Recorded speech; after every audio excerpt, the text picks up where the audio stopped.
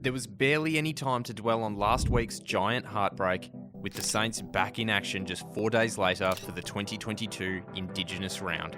Fitted out in Nicky Winmar's Indigenous Guernsey, the home side burst out of the blocks at Trevor Barker Oval. Zenos around the corner, and the Saints draw first blood.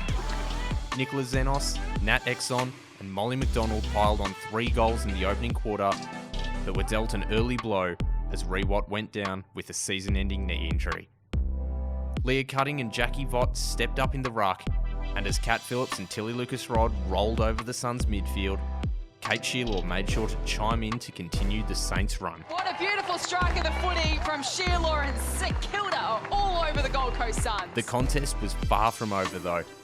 The visitors wrestled back momentum in the second half with some handy goals of their own, before Darcy Guttridge converted at the perfect time. Steers that left foot home. The Saints get one back. Bianca Jacobson again led the defensive charge in another brilliant outing, while Hannah Priest and Rebecca Ott were again vital in keeping the Suns at bay with a quarter left to play. Kate McCarthy's dash was just as welcome at both ends of the ground, but the travelling Gold Coast adjusted quickly. 2 quick-fire goals from Tara Bahana sliced the margin to single figures, and hearts were in mouths as the dead-eye Sarah Perkins threatened to pinch the win in the dying moments.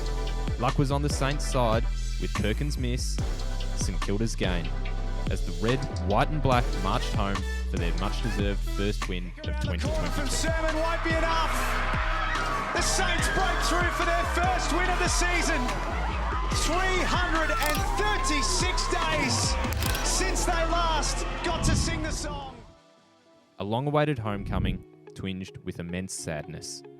The world was left shell-shocked at the sudden passing of cricket legend and passionate Saint Shane Warne, with both the Saints and Cats paying respect to the late great before the start of play. It was only fitting that the red, white and black could honour Warney at the club's spiritual home, which hadn't seen any on-field action in almost a year. A frustrating opening had Kate Shearlaw living up to her nickname, but she quickly had reason to smile after slotting the first of the day with seconds to spare. And yes, she does love it. The Saints have got the first one on the board here at Moorabbin. Caitlin Greiser followed suit in the second, as the Saints peppered the goal face to establish a handy buffer. Windy conditions affected both sides, but it was Tilly Lucas-Rod who blew everyone away.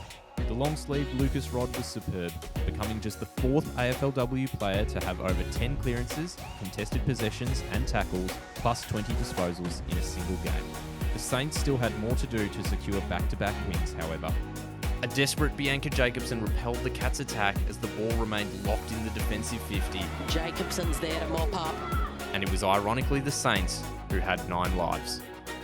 9 consecutive Geelong behinds let the Saints off the hook, as a desperate kamikaze contest from Nat Exon in the final frantic moments sealed the deal. All eyes on the ball, all 3 players. And how good it was to hear the song for the second week running. The Saints go marching in. Home sweet home once again, this time with the Crows in sight. Adelaide had their chances early, but Hannah Priest made sure to make the most of hers. Puts the Saints in front right on quarter time. The skipper bagged her first goal on the stroke of quarter time, fueling on the Crows forwards to deliver some damage of their own. Ash Woodland and Erin Phillips went goal for goal in the second, and as Jess Matten upped the ante, Through a set of hands, Matten so clever at ground level. she was finally compensated on the scoreboard to keep the Saints in the hunt. Jackie Vott was tough through the midfield, while Jade Van Dyke, Tilly Lucas-Rod and Bianca Jacobson were again solid. But Adelaide refused to put their foot off the gas as they banked top spot on the ladder to close out season 2022.